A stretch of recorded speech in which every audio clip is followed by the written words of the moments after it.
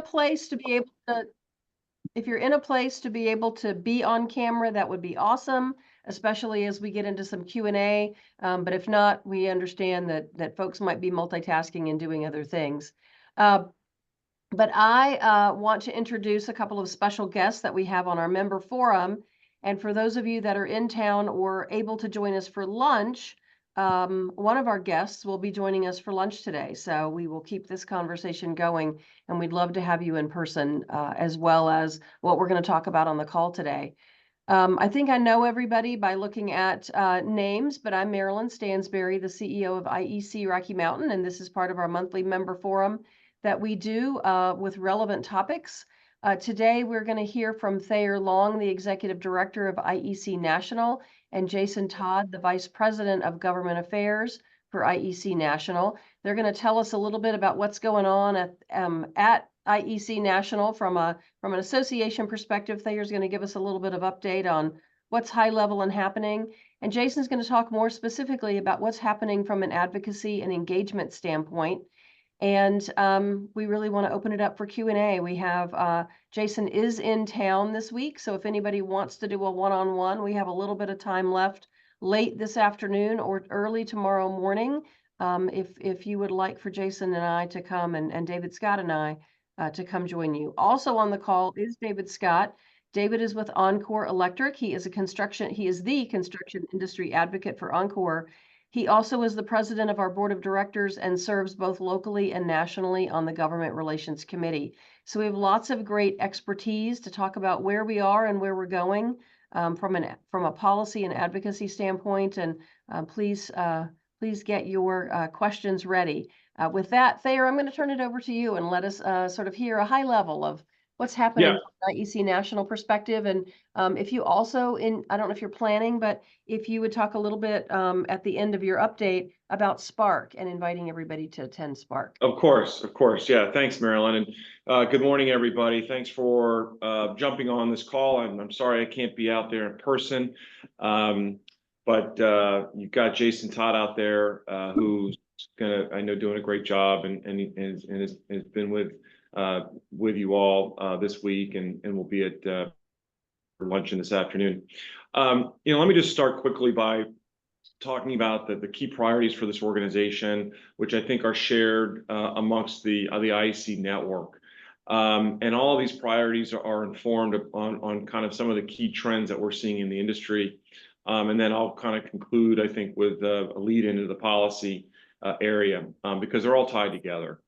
First and foremost, IEC is the leader and is the market leader for the merit shop in workforce development. That is what we do. That is the most important, critical component of our members' businesses and of our industry is the workforce. And when I look at the key priorities of our organization, advancing the workforce development through positioning IEC as a thought leader and as an advocate and champion, it definitely rises to the top.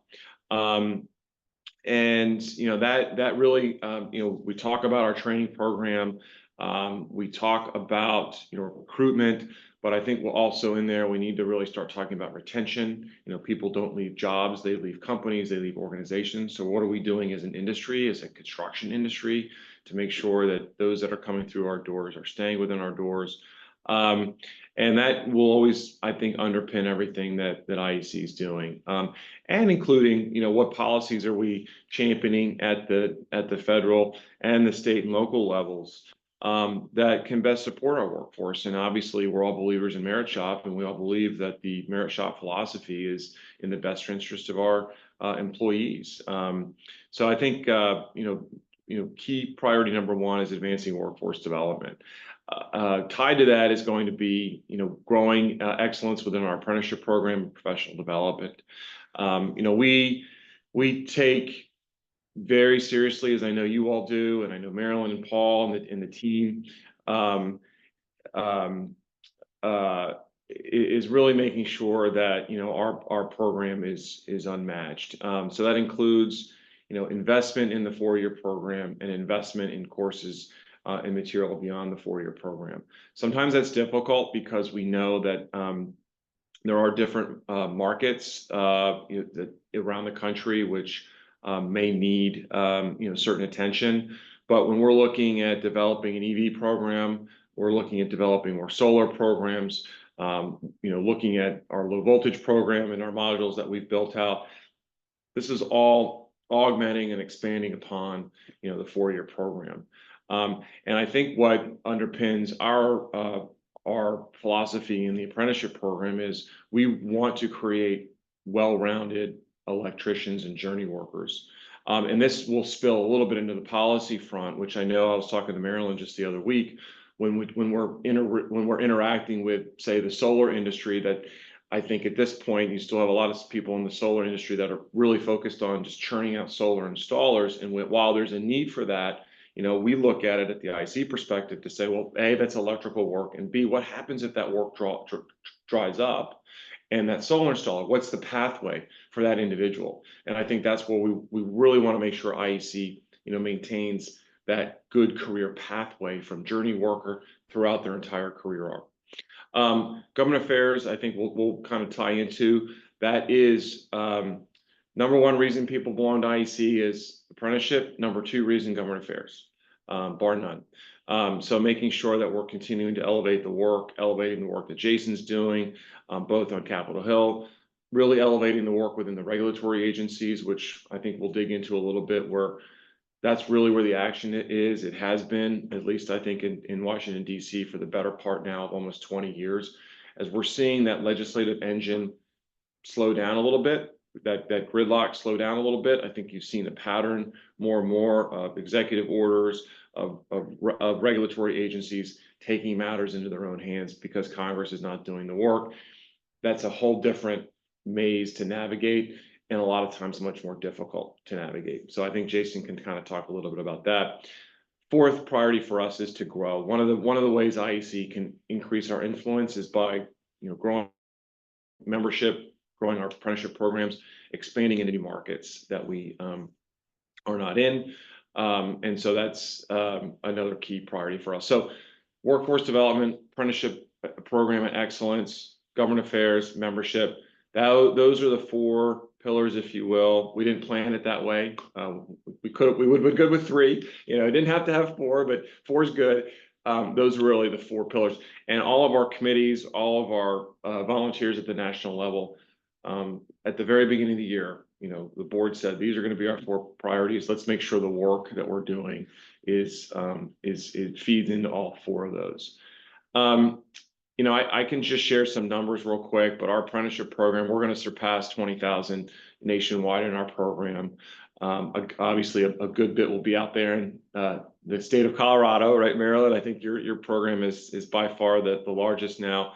So we'll exceed 20,000. Membership wise, we've topped the 3,000 member contractor mark. We've got an additional 1,000 suppliers nationwide that support us. We're looking at different relationships as we move forward. We've developing some really good relationships with Bixie. I'm actually going to be out at their board meeting in a few weeks to talk about code changes that are happening there. We're looking at organizations like NABCEP to create national partnerships.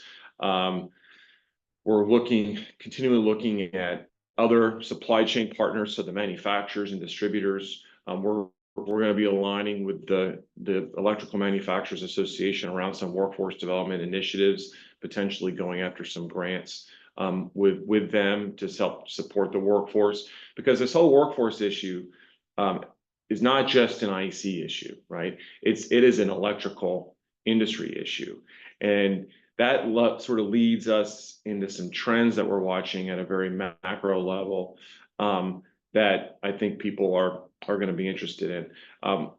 And are some of the newer areas that I think IEC has traditionally not necessarily been involved in. The first, I think we've all got to look very realistically at what our energy grid capacity and reliability is going to be moving forward. We know there's going to be a 15% demand of power by 2032. So that's only, 8 years away. Most energy think tanks are looking at a potential shortfall of 400 gigawatts by 2032. So within the next 8 years, we could be short as a country 400 gigawatts. That's a lot of power plants that need to come back online. And so I think what we're going to end up seeing is this tension, this continued tension between energy goals and sustainability goals and practicality of meeting them without the still traditional methods of power generation. So, fossil fuels, whether or not it's coal-fired or natural gas. We need to come together as an industry, not just IEC, but we need, and this is an issue I know that's NEMA, NAAD, even NECA. We've all got to come together and say, if this demand for power is going to increase, and we don't have the ability to meet it, there's going to be an impact on the work that our members are going to be able to do or not do. So I think we need to kind of really look at more industry togetherness in meeting energy goals. I'm seeing more energy togetherness, and this is between IEC and NECA around the impact of low voltage limited energy. Not just around the distribution systems and the technologies, but there's very real implications potentially around licensing, around inspection issues, code-related issues, as we're seeing this convergence more and more between that low voltage and limited energy work and the traditional work. For those of you that have heard me talk before, it's usually my first slide, but so I'm surprised it's taken me 5 minutes to talk about our forever labor shortage and demographics. By 2035, there's going to be more adults over the age of 65 than children under the age of 18. And I think for the first time in history, at least in the United States, we have a real issue, not just with the graying out, as we know, of our journey workers. And we all know that there's a shortage, but there's a shortage of people. Ever since 2008, 2009, with the Great Recession, the birth rate in the United States has been below replacement rate. Okay, I'm contributing to the problem. I only have one child, so couldn't have done a better job. Should have had more kids, but that is a very real math problem that I don't think we're talking about enough, or haven't talked about enough until recently. So we can talk about recruitment, and we can talk about bringing people into the industry as much as we want, and we need to still continue to do that. But there is just a math problem that all employers, all industries are going to be facing here within the next few years. So what are the solutions to that? Well, I think you're going to see solutions more and more around industrialization and automation in construction. We have to become more efficient as an industry. I think construction is still sort of the last bastion that really has yet to kind of bring that industrialized aspects to it. I know we're seeing it more and more, talking especially to larger contractors that are doing massive jobs. I know there's some modularization that's occurring, probably a small scale. I know we talk about prefab and how that's having an impact on driving job site productivity and efficiency, but that's only going to continue. And I think that, that's ultimately going to potentially look at changing the role and function of how our supply chains are working together, whether or not you're a manufacturer, whether or not you're a distributor. And I know a lot of distributors are selling prefab solutions to our contractors. So I think it's going to get very interesting here. And again, Marilyn, I know you wanted to keep it high level. So this is high level stuff. I realize that, but these are definitely things that if you're not seeing now, I think we're going to continue to see in the future. So kind of just to maybe conclude my part, as we look at the need, I see numbers anywhere between 80 to 85,000 newly qualified electricians need to enter the workforce based on our current demand and practice. We know we're going to struggle to meet that number just based on math alone.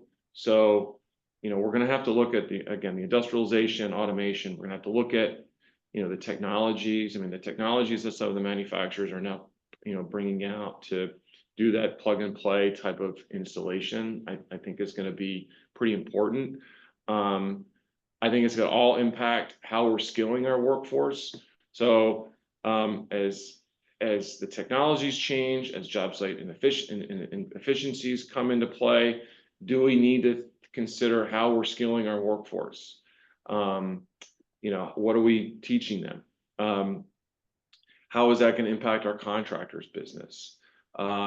And, I think it's going to continue to look at, what market constraints are impeding growth in the technical trades and what regulatory constraints are impeding growth in the technical trades. Things like ratios, which I know we talk about a lot. That's a huge impediment right now to our industry. And it's part of our advocacy at the national level is we've got to have better ratios in our industry if we're going to try to put out more journey workers. So there's a lot of shifts going on. I think there's obviously more right now that's unknown than known.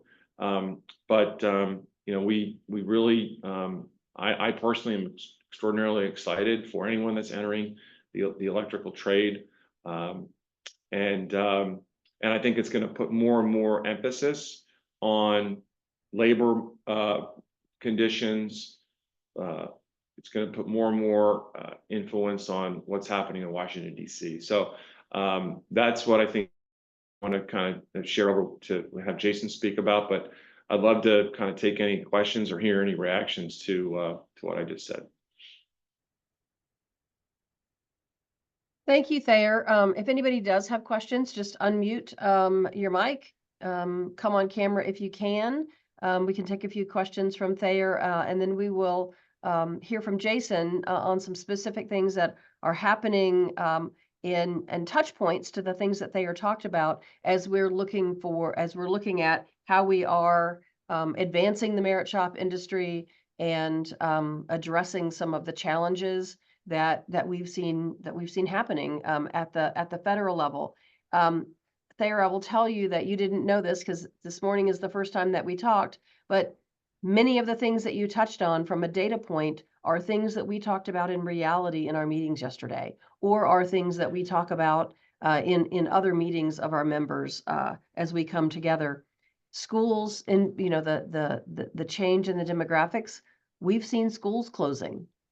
Because schools merging, if you will. Schools, we've had elementary schools become one elementary school and the other building gets sold for some other purpose. So we're beginning to see that as demographic shifts. The shifts in the population are happening as well as decreases in the population are happening. Right. So that's something that we've seen in reality already here. David, did you have a question for Thayer before we move on to Jason? Yeah, let's just talk real quickly about schools. They're in the Denver metro area.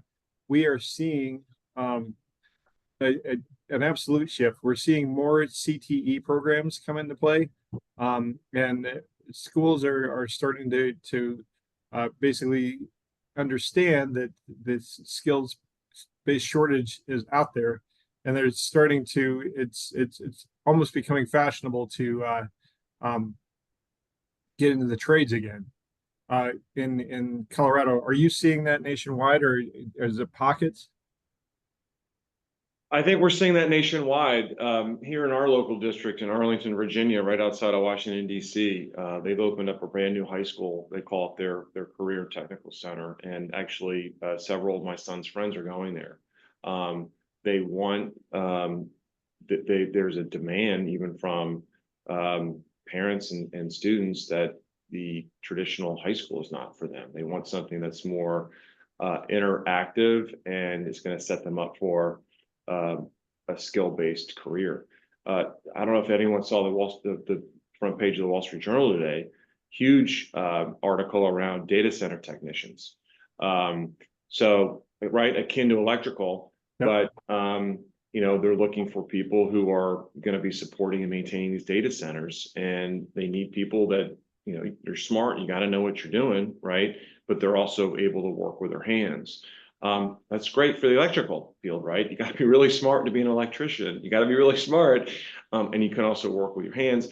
And if your career path, you so decide, you can start your own company, right? And be your own boss. And so, yeah, David, I think we're seeing that narrative play out time and time again. I think we're going to continue to see that as college tuition continues to increase, college debt continues to be a burden, and just the economics are not going to play out for everybody to pursue a four-year degree. In fact, you guys might be familiar with this, but a long time ago, I did read a very interesting research study that said that the ratio of jobs that require a 4-year college degree, right? So the ratio has not changed since 1960.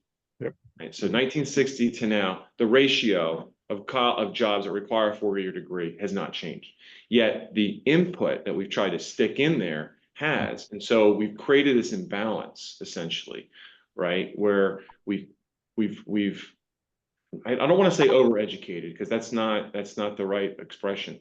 We've improperly skilled, our workforce, right? By saying if you go get a college for degree, if you get a college for a 4-year education, that's going to serve all your needs. It doesn't, and so, and not for a majority of people. And so I think that's really interesting to see how that's playing out on a policy side. And I think this is something that Jason can dive into. Unfortunately, on a policy side, it's so embedded. People want to ask, why are we so many people still going to college? Because you have a whole government entity, a whole regulatory structure that's feeding this system. They're feeding a system that's not appropriate and feeding it improperly, right? When you compare, what the governments are spending on to support 4-year college educations compared to how they're supporting apprenticeship, I mean, I don't think there is a comparison, right? Not that we need it or want it, but I think that's got to change. I think to have real impact, to really change the story, we've got to find and continue to advocate again. I mean, I hate to say against, this government funding, but at least redirect it so it's redirected more appropriately to what our country needs. Yeah, I agree with you. And this is going to sound like a setup. It really wasn't, but that's, in my mind, that's exactly why advocacy is needed. Right. And to say nothing of all the day-to-day stuff, right? Whether or not it's Davis-Bacon, prevailing wage work, OSHA walk-arounds. I mean, the whole, like the government's getting bigger, ladies and gentlemen. I've never seen a government shrink. Okay. It gets bigger, right? Which means its influence is going to continue to be a burden. And that's, to your point, David, that's why government affairs and having a voice is so critically important, and making sure that it's properly funded, because it's pretty hairy out there right now. And no matter what administration you have, it's not going away. Well, and we talked a lot about that yesterday, is, making sure that we're advocating for policies that aren't subject to who's in charge today. Right. And, trying to solidify. That's one of the things that we've been dealing with at a local level. We're working on some legislation for next session, and we've been having that very conversation. How do we put something in statute that is defined enough, that gives oversight, by the bodies that need oversight, but give them strong enough guardrails that as the person in that position changes, you're not going to be able to, Right. go beyond the bounds, if you Right. will. But let's use this opportunity to introduce Jason. Jason has a couple slides, I think, that, Jason, you're going to share. So I don't know if I need to do anything to give you share screen. Think I can do it myself. Perfect. And we're looking forward to hearing from Jason. Thank you, Thayer, so much, and stick with us, because I'm we'll here. wrap up the call with some additional Q&A. So can you see the screen now? We can. Thank you. Get out of this mode here real quick. So yeah, thanks for having me on the call. As Marilyn says, I'm just down the street from the chapter, actually, and we'll be meeting with some of you that might be at the lunch this afternoon. So potentially you can come up and say hi, but if not, glad to be able to give you a little update about what's going on our side of the country. And that would also, of course, impact you guys here in Denver with regards to advocacy. I'm Jason Todd, Vice President of Government Affairs, as Marilyn mentioned. And some of these issues will be touched on that they're, for the most part, teed up And then I'll touch on some new ones. But, with regards to what's going on in Washington, not a whole lot when it comes to Congress. And that probably is not a surprise if you turn on at least one of the cable network news channels, or you pick up the newspaper. The divided Congress does not get a lot done, largely by design to a certain degree, you could argue, but still they're not getting some stuff done that's related to our industry. But some could potentially get done by the end of the year regarding workforce policy. There's been movement with regards to the Workforce Innovation Opportunity Act and getting that through. There's some issues with Chairman Bernie Sanders, as you might imagine, with things we do not like that he wants to include it in WIOA legislation. And then there's workforce Pell legislation that's moved through the House on a very bipartisan basis that has yet to be taken up by the Senate.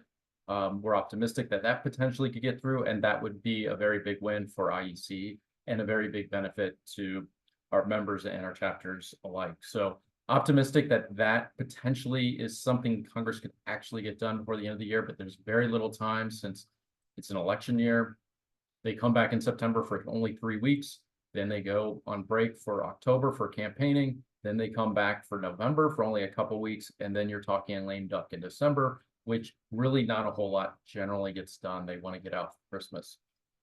And then on the labor policy front, so workforce policy, labor policy, those are the two primary areas we really kind of specialize and focus in Washington. Not that we don't obviously weigh in on tax policy and things like that. But with regards to labor policy, given the divided Congress, it's mainly been messaging bills. Not a whole lot you're going to be able to get through on the labor front to get a lot of these regulatory proposals that I'm about to address through Congress. The Republicans have introduced a number of bills to address that, which is a good thing, but it's really hard to get these types of bills through Congress if you can't get the more bipartisan pieces of legislation like I referenced with WIOA and Workforce Pell. It's even more difficult to get some of these more polarizing pieces of legislation through that affect IEC. So with regards to really what's going on right now in DC over the past 3+ years, the regular rulemaking apparatus has been on fire, as you might imagine.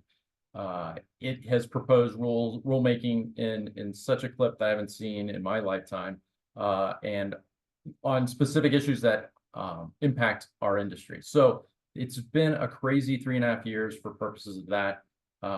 With regards to how we address that through our own comments. When they release a rule, we have 60 days, 30 days, 90 days, depending on the rulemaking, maybe even 120 days to write comments. We will oftentimes, if the rulemaking is a complicated, complex issue, like a Davis-Bacon rulemaking, will invoke and use lawyers and professionals and consultants who have expertise in that area to help us give very comprehensive rule making comments. So that's one thing we do with regards to trying to fight that. There are other things that I'm about to address, but those cost money. And we use something called the Freedom Fund to get at addressing those. So with a lot of the rulemakings that have been brought up, court cases have naturally come to fruition, and we've been a part of many of those in the past few weeks and months, actually. But the Freedom Fund, generally speaking, before I get into some of the more specific issues, pays for amicus briefs, education materials, consultants and lawyers and the like. For example, we also have a manager's guide for union organizing. So if you have questions about if you're dealing with a union organizing campaign, or people have questions or anything along those lines, you can come to our website. We have a webinar on there. We have talking points and one-pagers, and then a whole compendium of what to do with regards to dealing with that subject matter. So that's the type of thing that the Freedom Fund will also pay for. It also pays for fundraising for our IEC PAC, which I can get to later on, but I'm not going to focus on right here and right now. So IEC Freedom Fund takes money of all types. We focus in your corporate money is appreciated for that.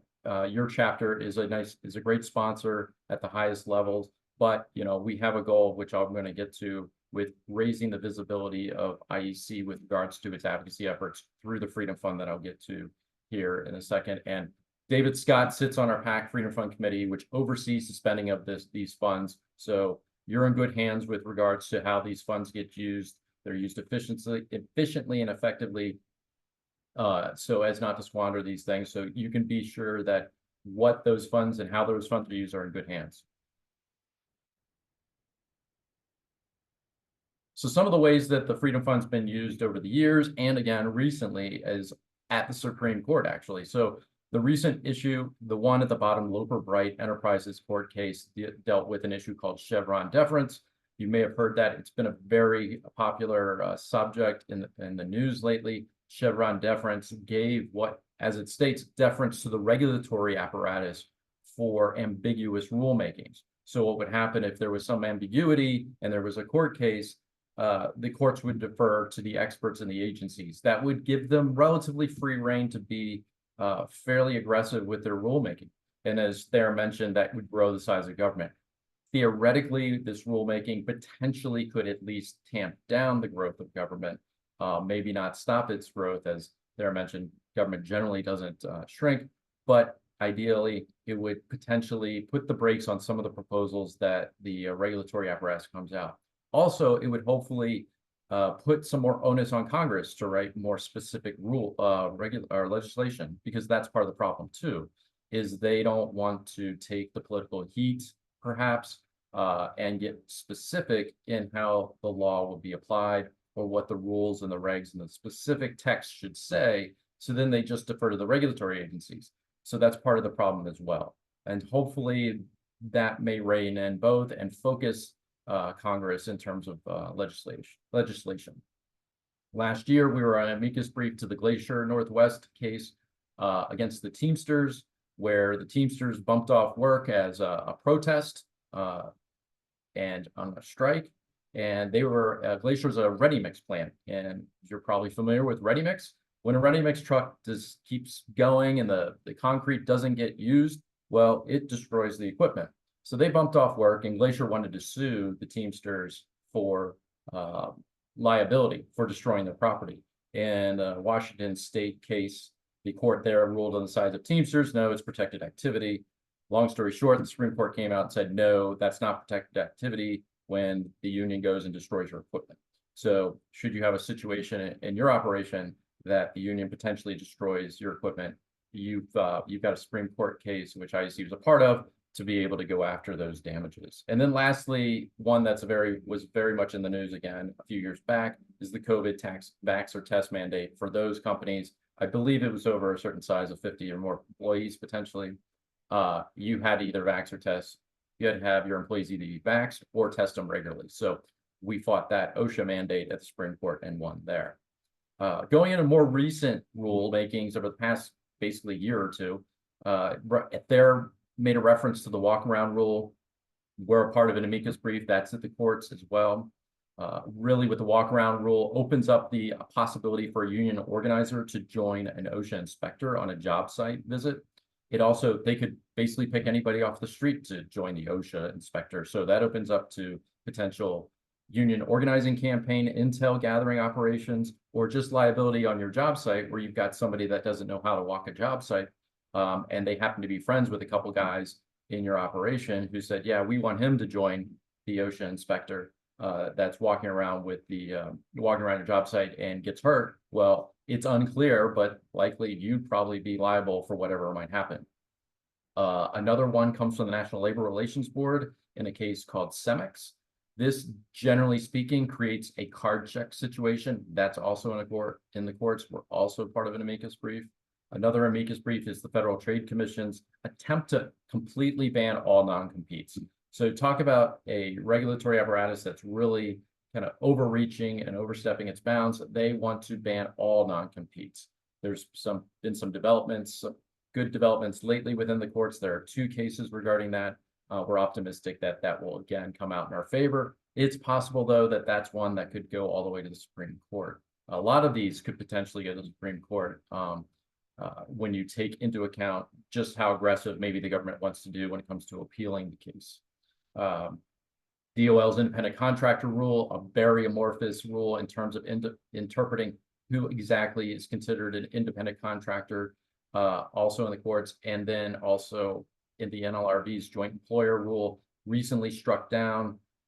We won there with regards to that rule, and then the NLRB pulled back their attempts to appeal the case. So it's unclear what the next steps are going to be with the NLRB as they address that joint employer rule. But for now, we've scored a victory with regards to our amicus briefs there in the courts in striking that down.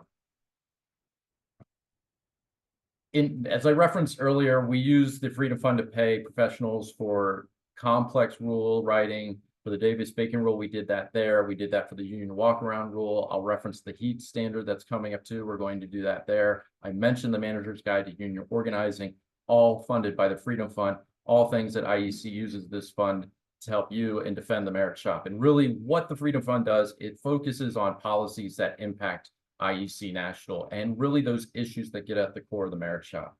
And so it's really policy focused, even though there's a political bent to it all. As the PR campaigns referenced, there is a political aspect here where we will engage in PR efforts to defeat certain situations where it's bad policy, or in this case, people that create bad policy, like the former labor secretary from California that the Biden administration or President Biden nominated to serve as DOL. She's the longest serving acting secretary in our country's history, and it's probably unconstitutional by all accounts.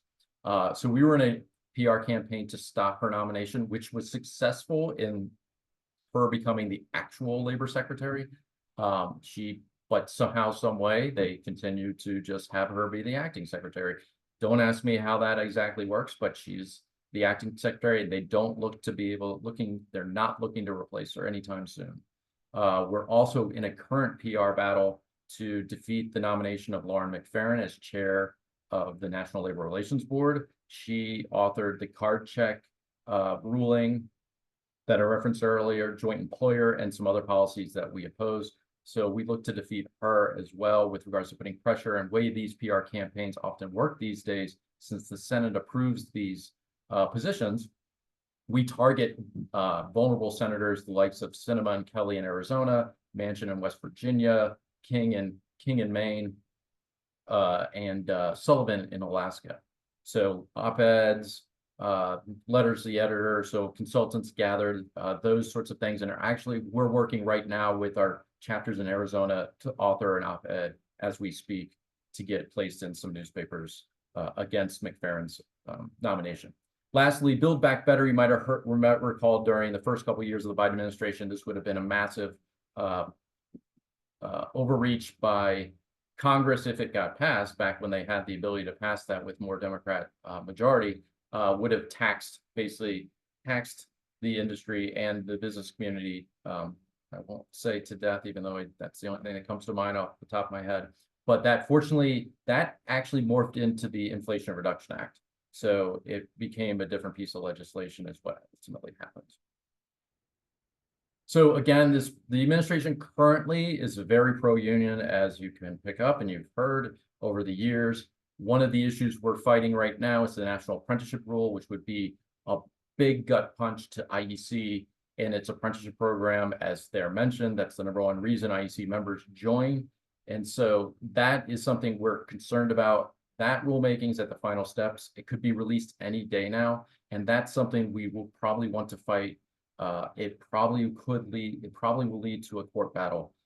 So we're concerned about what that rule looks like in terms of the onerous nature of it, in terms of your chapter and Maryland's ability to operate the chapter, generally speaking, as well as you as contractors, because it reaches into requirements that you right now don't have to abide by. So currently, it's very limited in what you have to do to register your apprentices and send them to Rocky Mountain.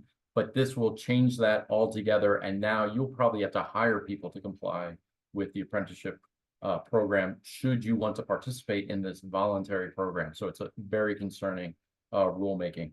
There's the project labor agreement mandate for those of you that do federal government contracting over 35 million. That's being contested in the courts by both ABC and AGC in separate court cases. As I mentioned, card check, the walk around rule, heat standard. Those are all these proposals this very much pro-union administration has proposed. The heat standard just got released July 2nd in its informal format. It still hasn't been published in the Federal Register. And once it's published, there's a 120-day comment period. We're going to have professional comments drafted. It's very unusual that's taken this long for something like that to get published. And with regards to the heat standard, you know, it would require you, if you have more than 10 employees, I think is the benchmark, to have basically a program that says you're going to do X, Y, and Z when it reaches 80 degrees, and then another benchmark at 90 degrees for both indoor and outdoor settings. There's the overtime proposal, which goes up to 58,000 come January 1st, independent contractor and joint employer I've already mentioned. So that said, we're really been very strategic with our use of the Freedom Fund funds money. The committee, as mentioned, David sits on, has set a very aggressive goal this year to really ramp up our ability to advocate and advocate on our own too, to be able to go to the courts when, say, the national apprenticeship rule gets released and we go, hey, we like this. This is a systemic threat to the industry. We need to file suit. So basically, the committee has come up with a $500,000 goal for this year, and we're looking for all members, large and small, to help us reach this goal. And as I referenced, it's just really about strengthening our advocacy efforts, whether it's in the court system, giving you resources to comply with these regulatory proposals or what have you, or these PR campaigns to try to defeat some of these poor policies. But it's really focused on public policy that really gets to the heart of IEC and small business issues. So the threats are real, regardless of the administration that's in place, and I'll get to that in a second. I know there some questions there, Marilyn, that are in the chat. The only question was the workforce was WIOA. What is WIOA? And we defined it in the chat, but if there's anything specific that you want to say, I made the error because it used to be the Workforce Investment Act. Right. I made the error in the chat of calling it workforce investment again, but it's workforce innovation. So we've had that little bit of back and forth, but I don't know if there's anything else you want to say about WIOA. No, I don't. I'll get through. We're running low on time here, so I'll just get through a few other things here. So the funds, as I mentioned, with how they'd be used, there's the potential, if we get it up to a certain level, to be able to use it here at the state and local level. So if Maryland and your chapter has an issue that you're fighting, you'd have the ability to come to the committee and say, hey, we're fighting this specific battle. We've devoted this amount of money to it. We would like to have IEC National devote matching funds, or we've devoted matching funds. So we need five. We've put in 5. We would like another 5 from the Freedom Fund to help us fight this. That's the idea behind how potentially the Freedom Fund could be used here at the state and local. So it's not purely designed 100% for federal battles, but again, we need to reach that goal to be able to have that flexibility and use it in those various ways. So it gets at those types of things where lawyers and consultants, they aren't cheap. So it really is absolutely necessary to have those funds to pay for those sorts of things. These are some of the things I've already referenced before. I won't go into too much detail unless somebody has specific questions. So with regards to the nature of the political uncertainty, regardless of who the next administration is, there's going to be threats. A Harris administration would likely continue on the same path that the Biden administration is right now. There's no reason to think otherwise. So clearly that is a very obvious set of circumstances. The not so obvious situation is a Trump administration where we've had, generally speaking, when his first administration, more favorable policies come out of it. But at the same time, there were a couple of policies that were not favorable. And of course, President Trump is a little bit unpredictable, just generally speaking. It's unclear how he's going to feel about certain issues on a certain day. The fact that he had the president of the Teamsters come and speak at the RNC, if you happen to watch the Republican National Convention, is a little, just say, different in terms of a traditional Republican approach to these types of things. So it's unclear how that would stand. But we're in a regulatory ping pong situation in the sense that even if a Trump administration comes in, they'll sometimes potentially undo what the prior administration did. And then another administration, the Democrats, would come in and undo what that administration did. So you're talking about an ongoing situation where rules can be proposed and then revoked by the next party, and then back and forth we go. So we're right now, the only way to pitch it is in a perpetual state of uncertainty as the parties switch control back and forth in the regulatory apparatus. And that's the part that is concerning, and the needs for this type of funding, because Congress is likely going to remain divided for the foreseeable future. There's only a handful of seats in the House that are really these days contestable, and really are up for grabs for control of Congress. So regardless of who controls Congress, the House is going to be divided, especially by a fairly thin margin. That basically all the gerrymandering done by the states and the polarization of the states themselves, they create districts that have bright lines. It's either a Republican district or a Democrat district. There are very few that are purple. And you know, Colorado at one point in time, not too long ago, was considered a purple state, but Maryland can correct me if I'm wrong, but you don't have any Democrats in the House or the Senate. And so it's been a while since, or Republicans, excuse me, in the House or Senate. So it's not quite the purple state it once was. So, and last point I would make with regards to the Freedom Fund is that strength in numbers. You know, we need to have basically our ability to advocate on our own to be able to go to the courts, even though we do partner with AGC and ABC. But when it comes to court cases and things like that, it would be great for IEC to lend itself to be able to do its own filing of a court court challenge on some of these proposals as things move forward. Lastly, I'll make one pitch for IEC PAC, our Political Action Committee, and that is really more of a political beast in terms of supporting members of Congress. So members of Congress that support the merit shop, support small businesses. It's focused on those individuals. It's completely different in that approach than the Freedom Fund. There are limitations, there are strings attached in terms of limitations and regulatory compliance laws that we have to follow.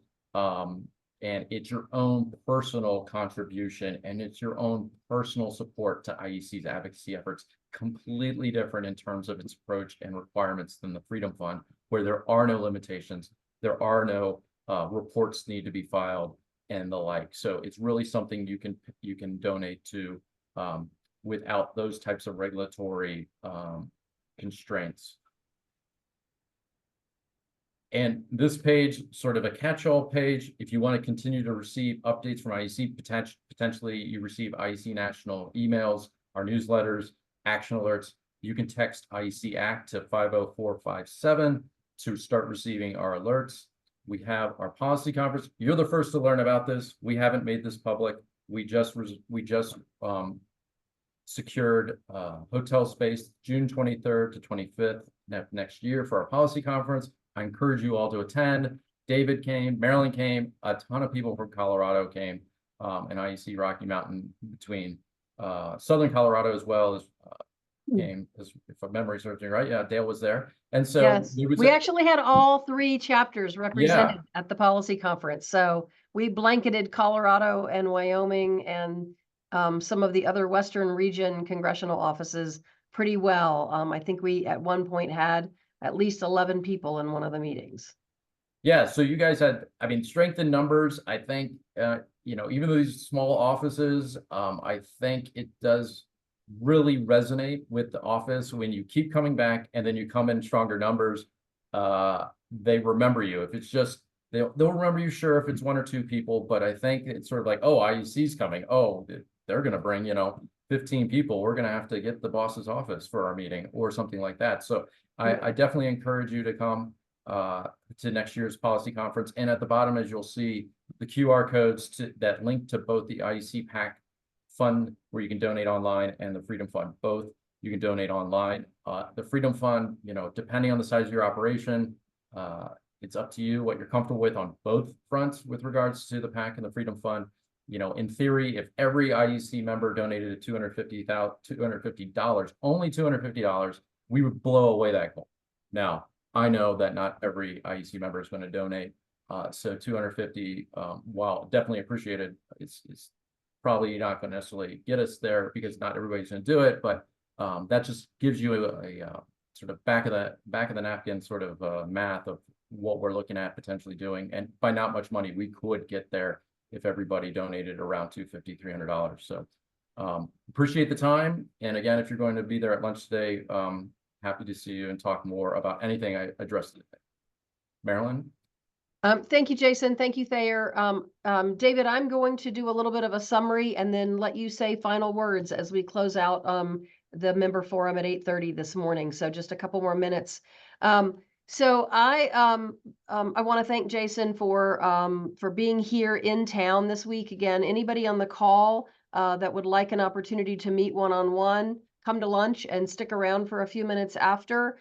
We do have some late afternoon and early morning time slots available that we can come see you if you would like for us to come meet with you in your offices. For those of you that are on the call and are not the final decision maker on the company's ability to invest in the Freedom Fund, we would love for you to take this back to your owner, president, decision-making leader, because we are trying to get participation of our members in that Freedom Fund at an amount that you are comfortable with in your company.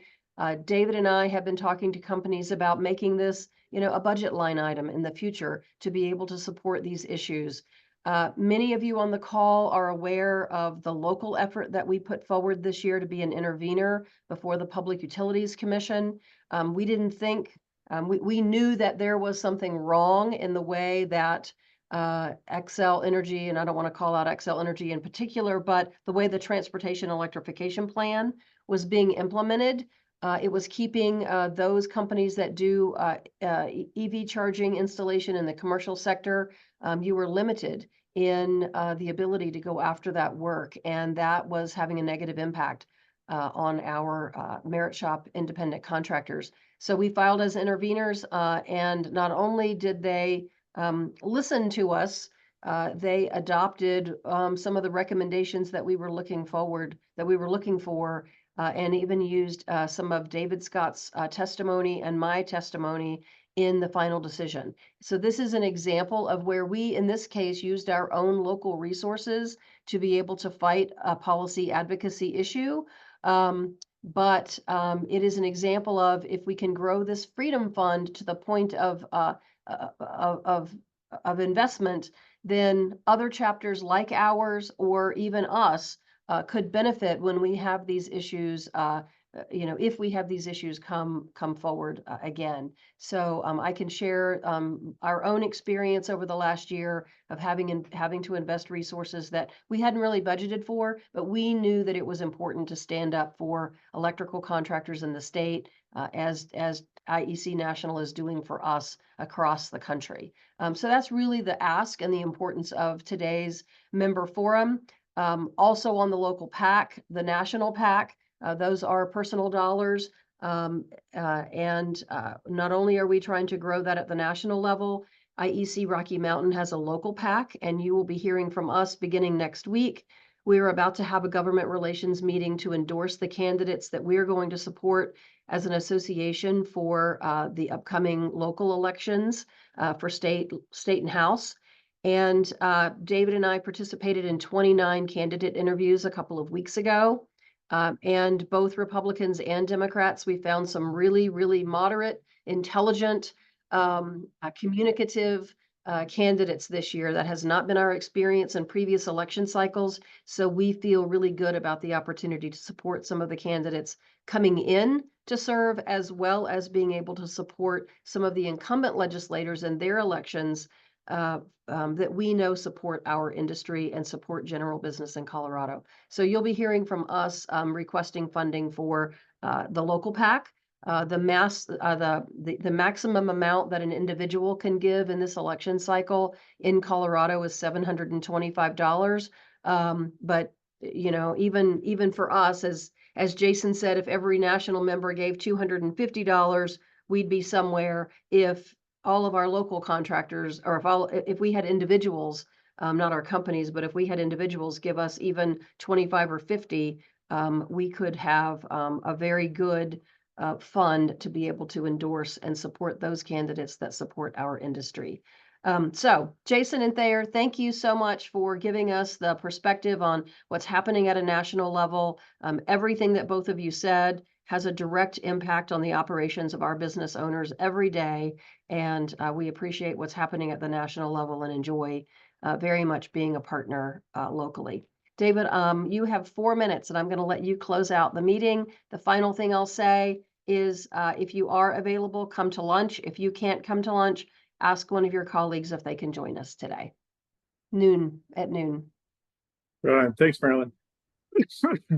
Folks, I'm going to put you in the room of in January, when we decided, the IEC Government Relations Committee and the PAC committee decided to increase the budgets here. And it's, our budget was 100,000. We didn't quite make it last year. And we said, we were getting about that in results.